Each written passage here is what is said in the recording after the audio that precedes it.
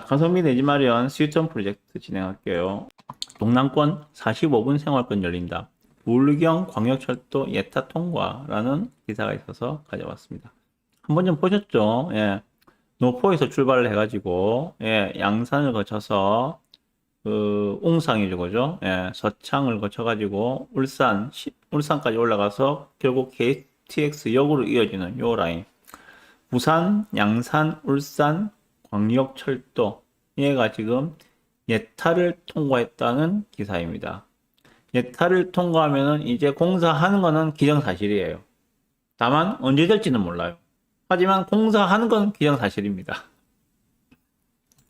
자, 동남권 대중교통 체계의 획기적 개선이 기대되는 부산, 양산, 울산 광역철도 구축 사업이 정부의 예타를 통과해 본궤도에 오르게 됐다고 합니다. 예.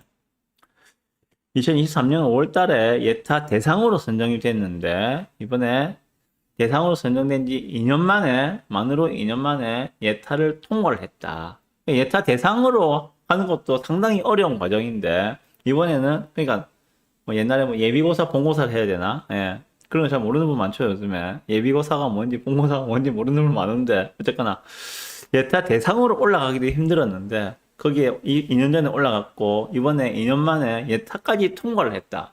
그럼 이제 사실상, 뭐, 실시 설계하고, 예, 삽뜨는 일만 남았다. 기간이 얼마 걸릴지는 모른다. 광역철도 구축이 완료되면 부울경 초광역 경제권이 사실상 1시간 이내로 연결돼 교통 혼잡 해소는 물론 도시 경쟁력 강화와 경제, 생활 공동체 형성 등이 가능해질 것으로 기대된다. 라고 이야기하고 있습니다. 예, 이렇게 노포에서 시작해가지고 이렇게 쭉쭉쭉쭉 해서 울산으로 신복이죠. 신복에서 KTX 울산역까지 가는 요 라인들. 예. 지금 울산에서는 요까지 들어가는 자기 트램이 있죠, 그죠? 트램 1호선, 트램 1호선이 지금 또 태화강역에서 이렇게 쭉 연결이 될 건데, 요거하고 연계해서 바로 여기서 KTX역까지 이렇게 철도가 연결되니까 현재 울산은 지금 도시철도가 아예 없어요. 아예 없잖아요, 그죠? 트램이고 뭐고 아무것도 없습니다. 울산은 도시철도의 불모지인데, 예, 요렇게 지금 광역철도가 들어오게 되고 여기에 트램까지 들어오게 되면은 이제 울산도, 예, 도시철도의 도시가 된다. 자, 수차례 연기 끝에 2년 만에 예타를 통과했다는 이야기도 나오는데, 자, 23년도에, 예, 예타 대상으로 선정이 되었는데, 예, 윤석열 정권에서는 이게 예타 통과가 안 됐다는 이야기잖아요, 그죠? 안 되고, 지지부진 하다가, 이번에, 예, 이재명 정부가 들어서면서 예타를 통과했다. 그렇게 보시면 될 것 같습니다. 전체 길이는 47.4km랍니다. 47.4km. 네. 출발지는 노포예요, 노포. 노포에서 양산 거쳐서, 웅상으로 해가지고, 예, 저, 울산까지 올라가는 그 라인입니다. 총 사업비가 2조 5천억입니다. 총 사업비 2조 5천억. 예. 그래서, 총 정거장 수는, 예, 11개고요. 11개. 45분 만에 노포에서 KTX 울산역까지 간다. 예, 이 말은 노포에서 울산 신복까지 가는데 30분 걸려요. 여기 노포에서부터 울산까지, 신복까지 가는데 30분. 여기서 여기까지 가는데, KTX까지 가는데 15분. 이렇게 보시면 될 것 같아요. 30분, 15분. 아, 그러면 노포에서 울산까지 가는데 이제 30분이면은 갈 수 있다는 이야기예요. 되게 빠르죠? 네, 되게 빨라요. 그러면은 예를 들어서 뭐 이쪽에 이제 뭐 공장들이 많으니까, 동구 쪽에 공장이 많으니까, 그러면은 노포에서 이 광역철도를 타고 울산 신복에서 내려가지고 여기서 다시 트램을 타고 태화강역 쪽으로 가서 여기서, 예, 뭐 작업장을 이동하게 된다면은, 예, 뭐 1시간 정도면은 노포에서 출발해가지고 작업장까지 이동이 가능하다는 이야기잖아요. 대단한 거죠. 사실상 울산과 부산을 바로 클로즈하게 묶어줄 수 있는 그러한 교통 인프라가 요 부산, 양산, 울산 광역철도가 아닌가. 부울경 광역철도를 얘기하는데 부울경 광역철도가 되지 않을까라고 생각을 해봅니다. 자, 여기에 대해서 조금 말씀을 드려볼게요.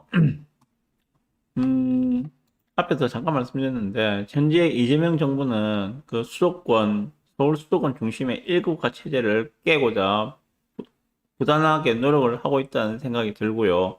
그 하나로서 이제 부산을 중심으로 한 동남권 경제축을 활성화시키는 것에 사실상 많이 진심이 아닌가 생각합니다. 특히 부산에 대해서 물론 민주당의 선거 정책과도 관련이 있겠죠. 예. 민주당 같은 경우에는 예. 부산만 잡아놓으면은 자기들 장기 집권이 열릴 수 있다고 생각할 수 있겠죠. 내 같으면 그렇게 생각하겠습니다. 예. 저 같으면 그렇게 생각할 것 같아요.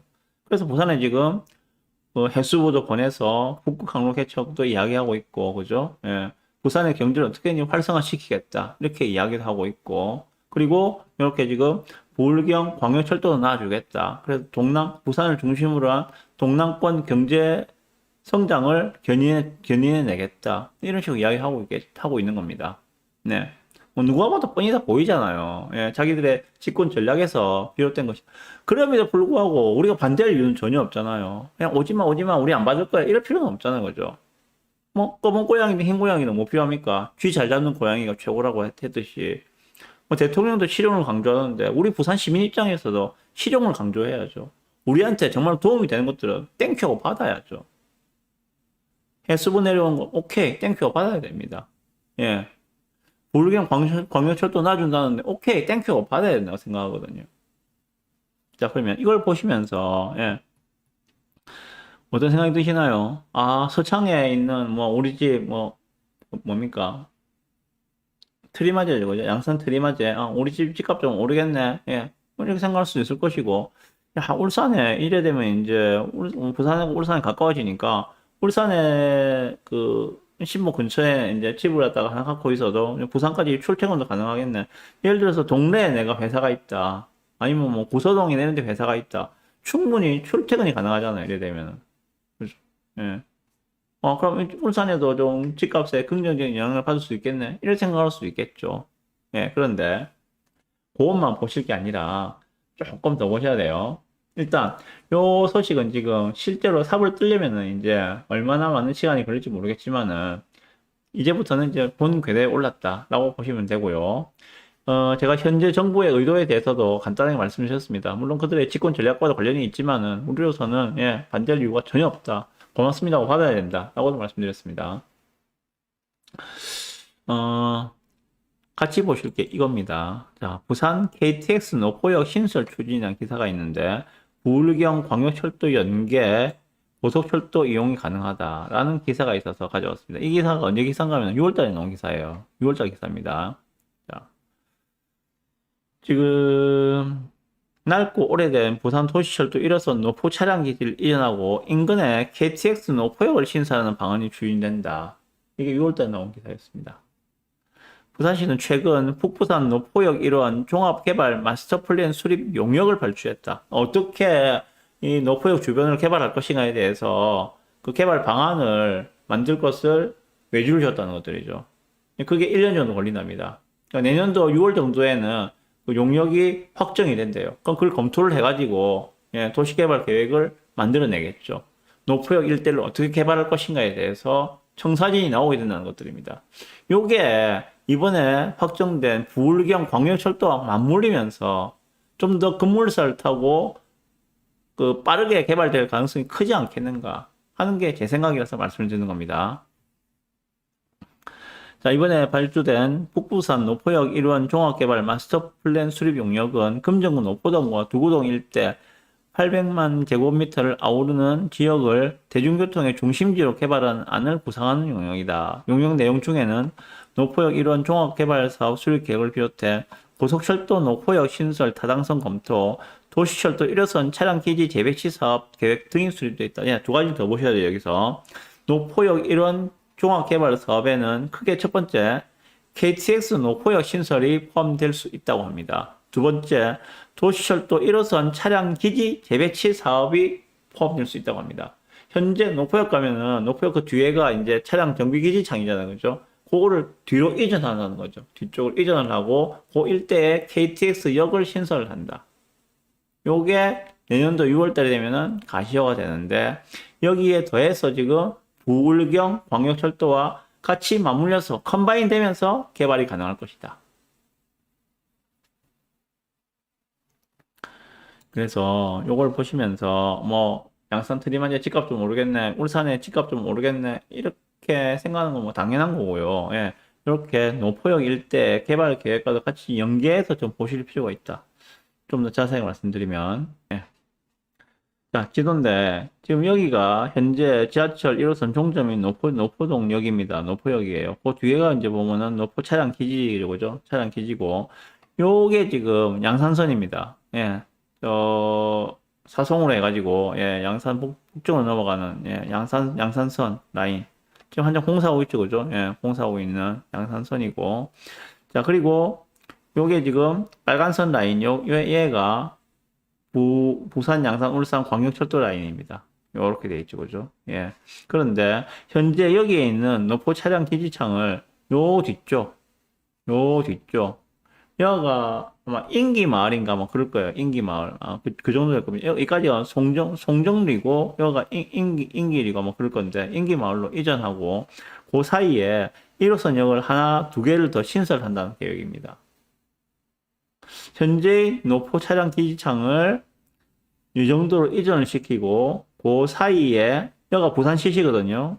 골프장 부산 CC 있는데 그 인근에 KTX 역을 한 신설하면서 부산 지하철 1호선역이 하나 더 들어오고 그리고 종점이 이쪽으로 들어온다. 여기 1호선역이 들어오면서 그 뒤에가 이제 차량 기지창이 된다. 이런 구도로 개발을 하려고 지금 계획을 잡고 있는 것 같다. 요게 내년도 6월 달이면 이제 개발 계획이 가시화되면서 확정되는 절차를 거칠 것이다. 이렇게 지금 부산, 양산, 울산 고속철 그리고 부산, 양산 도시철도 그리고 KTX까지 결합이 된다면은 지금 노포동 같은 경우에는 부산 중에서도 완전 외곽이에요. 부산 중에서도 완전 외곽입니다. 지도를 보시면 아시겠지만은 이 전체 부산 지도인데 금정구 중에 동래구 지나서 금정구잖아요, 그죠? 금정구 중에서도 맨 끝에 여기가 노포동이에요, 노포동. 예. 사실상 부산의 완전 최외곽 변두리죠, 그죠? 완전 최외곽 변두리인데 이제 여기가 지금은 부산의 끝이에요. 끝단이에요, 그죠?